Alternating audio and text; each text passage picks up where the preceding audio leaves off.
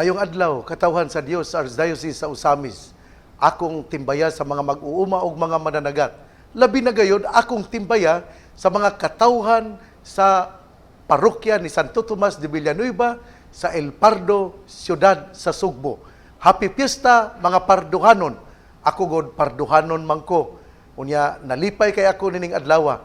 Niadtong unang mga katuigan, sugod niadtong mga 2002 o hangtod sa 2016, naagyo ko diya sa Pardo aron mohimo sa Pontifical Mass aron maoy mangulo sa misa konselebrada.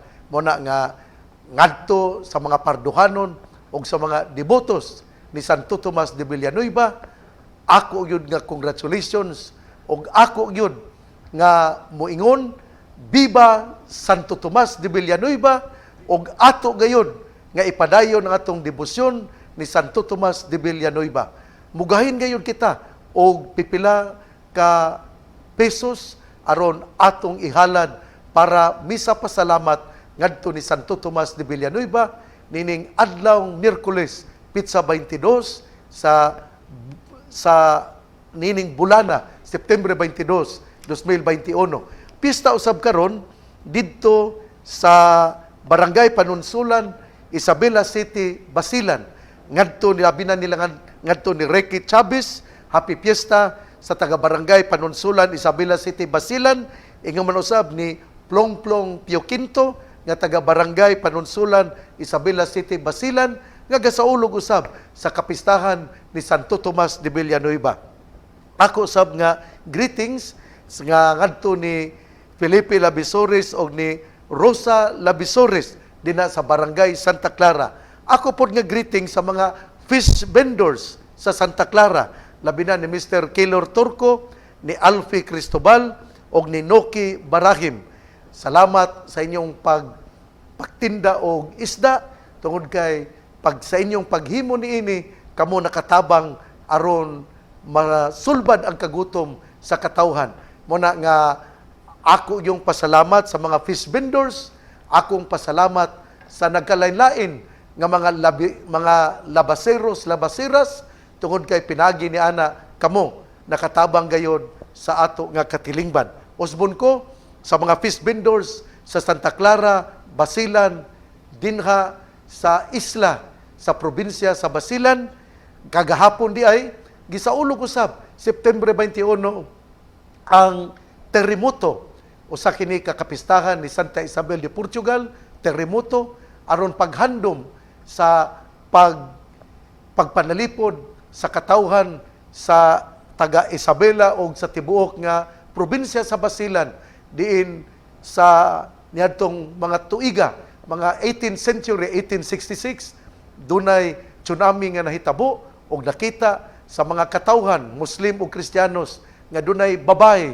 o gituhuan nga mao kadto ang si Santa Isabel de Portugal nga maoy nanalipod mipahunong sa tsunami dinha sa probinsya sa Basilan, labi na gayud sa dakbayan sa Isabela City karon. Mao na nga pasalamat nako, kapistahan, congratulations sa mga taga Isabela nga gasaulog sa terremoto, labi na gayud nila ni Monsignor Jose Roel Casas, ni Father Guillermo Robillos, ni Father Benitez, ni Monsignor John Cabalog, o ni Bishop Leo Dalmau, ang obispo din sa Basilan. Ako sayod nga maanindot kaayo ang inyong kasaulugan kagahapon tungod kay adlawng Martes, unya inyo mang gisaulog ang maanindot nga kapistahan din gihandom ang kaayuhan nga natampo og nahimo sa atong patron din sa Isabela, si Santa Isabel de Portugal. Ako pod nga pahasubo tungod kay atong Lunes, Pitsa 20, mauman gilubong ang paglubong ni Father Edgar Rivero. Si Father Edgar Rivero, usa ka pari sa prelatura sa Isabela de Basilan, unya namatay, unya gilubong ni adtong adlawng Lunes, September 20. O Father Edgar Rivero, salamat sa imong kaayo, sa imong pagkapari. And I know the Lord you have given your best, and the Lord has seen what you have done for the kingdom. Muna nga, ngadto ni Father Edgar Rivero, rest in peace, o padayon kita nga mohimo sa atong mga gimbuhaton isip mga Katoliko. Ako po nga belated birthday greetings ngadto ni Rolly Bangos nga gasaulog siyang adlaw na tawhan natong September 20 o ngadto ni Analita Yap Kanja nga gasaulog siyang birthday natong September 21. Nining adlawng Miyerkules, September 22, atong kutloon ang Ebanghelyo sumala sa Ebanghelyo ni San Lucas. Gitigom ni Hesus ang napulog duha ka tinun-an ug iyang gihatagan sila gahom ug otoridad sa paghingilin sa tanang mga yawa ug sa mga pag-ayo sa mga sakit. Unya iyang gisugo sila aron magsangyaw bahin sa gingharian sa Dios ug mag-ayo sa mga masakiton. Mingon siya kanila, sa inyong panaw ayaw kamo pagdalag bisag unsa, ayaw pagdalag sungkod ni puntil sa limos, ni pagkaon ni salapi ug bisan ganig ilisan. Bisan asang balaya kamo dawaton, pabilin kamo didto hangtod sa inyong pagbiya niadtong lungsura. Ug bisan diin nga ang mga tao dili mo dawat kaninyo, biyai ka ng lungsura ug taktaka ang abog sa inyong mga tiil, agig pasidaan kanila. Migikan ang mga tinun-an ug miadto sa tanang balangay. Nagsangyaw sila sa mayong balita ug giayo nila ang mga masakiton. Ebanghelyo sa tong Ginoo, daygon ikaw o Kristo. Pagkamanindot sa tong ebanghelyo karon, nindot pero lisod. Una sa tanan, nindot kaayo ang opening statement sa tong ebanghelyo. Gitigom ni Hesus ang napulog duha ka tinun-an. Kada bang usa ka leader bitaw nga motigom sa iyang katawhan? Nindot kayo kini nga ang usa ka leader dili maghuna-huna para lamang siyang kaugalingon, kundi kaayuhan sa iyang katawhan. Iyang gitigom ang napulog duha. Maupod kini ang akong kalipay sa dihang nakadungog ako nga adunay COVID-19 forum niadtong Biyernes sa September 17 nga gipanguluhan sa ato nga Deputy Speaker Congressman Henry S. Waminal. Usa ka na kamaanindot nga pamaagi aron masumpo gayon ug dunay gitawag og collective decision in order to prevent the spread of coronavirus, the COVID-19. Mao na nga nalipay ako sa gihimo tungod kay tanan nga mga leaders. They did not look at the color of their political affiliation, but they were united in order to bring healing to our province. Busa congratulations ninyong tanan, mga congressman, Congressman Diego T., Congressman Henry S. Waminal, sa atong gobernador, Governor Philip Tan, sa ato nga Vice Governor Honorable Aurora Virginia J.J. Almonte, sa ato nga mga mayores sa tulo ka dakbayan o sa 14 ka munisipyo. Maanindot kaayo ang inyong gihimo o ako isip amahan nga espiritual sa probinsya sa Misamis Occidental. Mo congratulate kayo ninyo og mibalik-balik ako og sulti niini tungod kay ang inyong gihimo maoy maanindot nga simbolo nga ang ato diay mga leaders wala di ay magtan-aw silang kaugalingong kaayuhan lamang kundi sa kaayuhan sa probinsya sa Misamis Occidental. Usbon ko, congratulations sa atong duha ka congressman, Congressman Diego T. o si Congressman Henry S. Waminal, sa atong gobernador, sa atong vice-gobernador, ug sa ato usab nga mga mayores. Sa ako ng usbon, pagbasa ang Ebanghelyo, diin misugod og miingon, gitigom ni Hesus ang napulog duha ka tinun-an.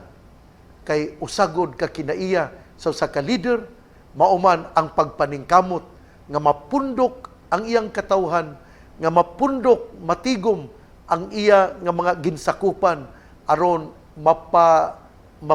aron iyang madunggan kung unsay maayo nga pagabuhaton. It was a nice gesture on the part of our political leaders here in the province of Misamis Occidental when they met together, a meeting being held in order to reflect and discern what is best in order to stop the spread of COVID-19 virus. O mao kini ang gihimo sa tong Ginoo, gitigom ang napulog duha ka tinun-an, unya sa diyang iya na silang gitigom, iyang giistoryahan, ug unya iyang gihatagan sila gahom og otoridad aron mohingilin og mga yawa aron mamaayo ang sakit. Gitigom niya, unya iyang gihimangnuan dayon. Sa to pa gihatagan usa niya og gahom, unya iya pod nga gipahimangnuan nga sila muadto sa mga hilit nga mga lugar, muadto sila sa mga kabalangayan, unya muayo sa mga masakiton. Pero dunay lisod nga gisulti sa tong Ginoo para sa mga disipulo.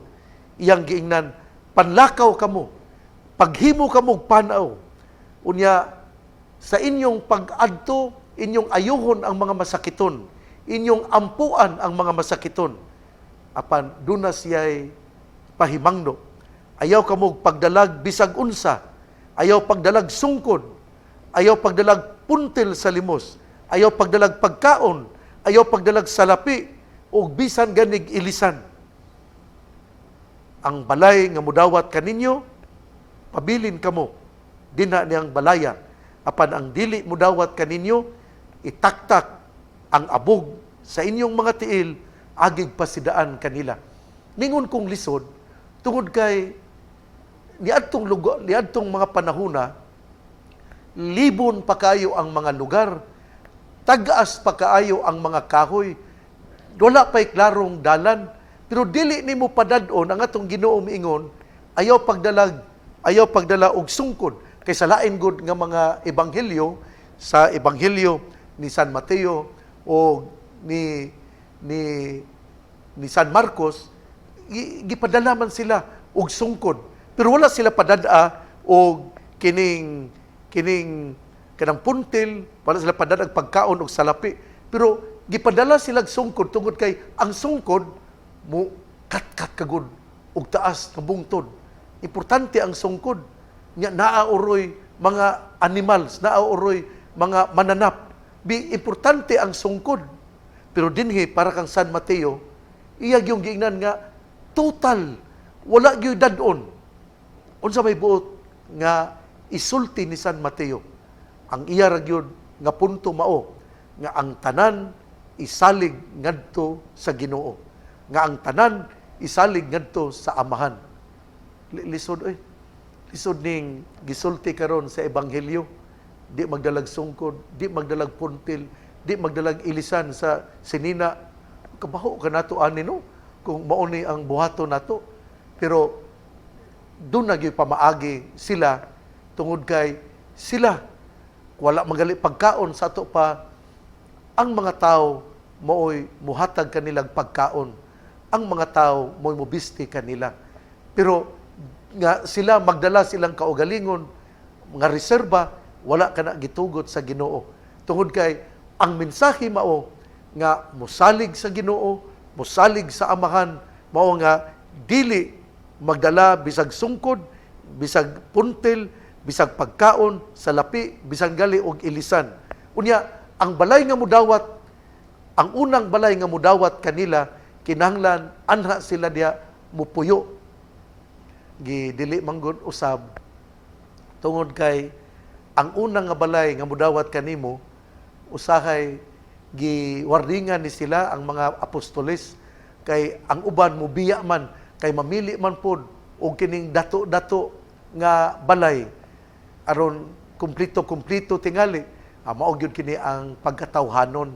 Pero dinhi gipahinumduman gyud sa Ginoo nga ang unang mudawat mao gyud puy-an. Unya kun ang balay dili mudawat, bisan ang abog itaktak. Pero giklaro pod sa Ginoo nga kinahanglan ang mga tinun-an muadto sa tanang balangay. Mo gini kanindot ba? Giklaro gini sa Ginoo, nya usahay gud ang pari, choosy ba? Kay anak ra gyud siya sa lungsod. Pero giklaro gyud sa Ginoo karon nga muadto sa balangay. Dili lang ta magpabilin sa sentro, dili lang ta magpaabot sa mga tao, kundi kita mismo mao ang muadto sa balangay o ato nga dadon ang Eucharistia, atong dadon ang pulong sa Dios, atong hatagan o mga pahimangno aron malukmay ang mga tao nga bangis ra kaayo og panghuna-huna. Ato yuning basahon og usab ha, ang Lucas 9:1 hangtod sa 6, si Jesus mitigom usa ka kinaiya sa maanindot nga leader nga kinahanglan kay balo siyang mutigom. Kay kung mutigom ka god, anda man kang musakripisyo sa imong kaugalingon, ika may mupakaon, ika may mo preparar sa lugar.